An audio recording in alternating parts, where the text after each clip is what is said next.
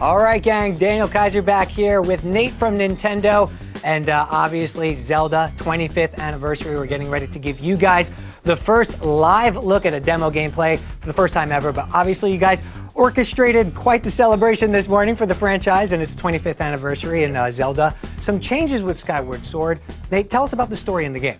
Yeah, you got a really brief glimpse of it sort of in the trailer this morning, but we wanted to start out by showing you a little bit of the sort of the land above the clouds. And this is, in this game, this is really where Link grew up. There's a town called Skyloft, and the birds that you saw sort of cruising in the trailer in the beginning are their primary modes of transportation. You see people kind of just hopping off of the sides of the island and then taking flight on their birds and flying around. So there's going to be a lot of gameplay based around that. You cruise through the air. You can actually dump off of the bird at any time to drop onto little islands. So the exploration is a huge part of the gameplay. What you're seeing actually right now is a small game that you have to do at the beginning where you're basically trying to test your bird skills to catch one specific bird that's carrying a statue. And it's one of the ways that Link proves sort of his mettle and his skill as a bird pilot. The exploration is sort of reminiscent of Wind Waker for me, actually, because you sort of get this sense of a sprawling sea of clouds that you could just drop down at any point and explore individual islands. So this is something you come back to throughout the game. This is not just a one-time. Exactly, and the way it's structured is actually pretty fascinating. At any point you can drop down below the clouds, but when you find a save statue or something similar, basically they're bird statues scattered throughout the underworld, and you can pop back up through the clouds at any point and go back to this central town.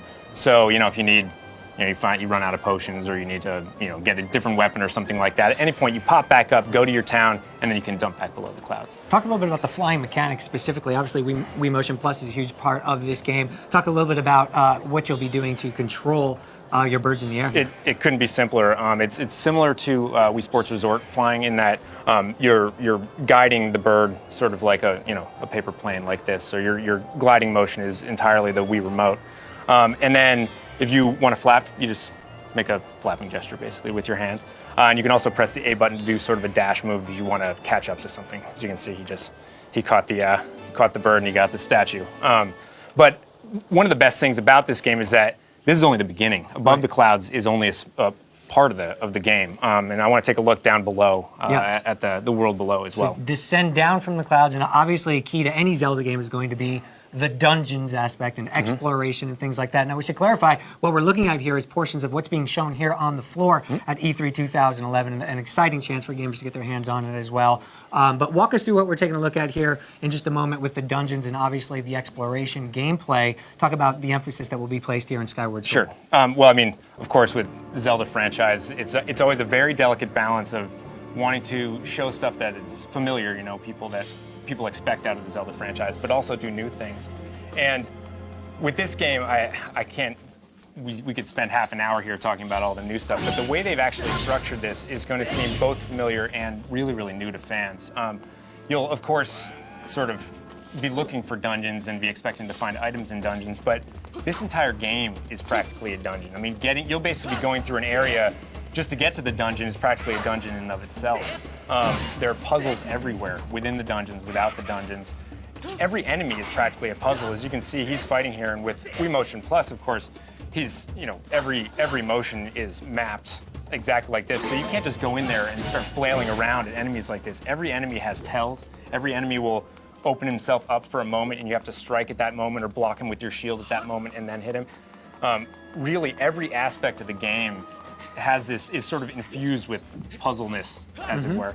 And then even the structure of going to dungeons is very, very different. I mean, you'll find yourself going back into a dungeon that you were in previously. You might go back into the first dungeon hours and hours later in the game, which is totally new for the franchise. The story elements are what unlock and take you back to these same places, and what keeps them fresh? Because I mean, off the top of the bat, that sounds, the word backtracking comes up. Oh yeah, it's not that. It's not that at all. One of the most important features in the game is sort of finding items and looking for plot elements amongst all the things that are going on down in the world below. And one of the things that keeps it fresh, I know for me anyways, with a lot of the older Zelda games, I'll be looking for treasure chests, and I find treasure chests, and I get some more rupees, and I'm like, great, I get some more rupees. There's a huge collection aspect in this game where you're constantly actually collecting ingredients to upgrade your weapons. So you'll be going through and you find a chest and there'll be some sort of a horn in it, and you'll find out that you need to find a couple of these, and then maybe you can turn your slingshot into something better than a slingshot. So you're constantly being encouraged to sort of root out every nook and cranny. Okay, we're taking a look at an iconic boss fight or mini boss fight here. Is that right? Yeah, this isn't even close to a boss. The bosses are huge, but every enemy, like I said, presents its own challenges. You can't just go in here and start flailing around and expect to kill this thing. You can see it's actually holding. Right. He's producing a weak spot here that you can do, and so you have to have not only the brains to figure out what exactly is going on, but also the manual dexterity to pull it off. It's looking amazing, Nate. We appreciate it. I can't wait to get on the floor and play it. Thanks for stopping by. Oh, yeah, my pleasure. And giving us a first look at the game.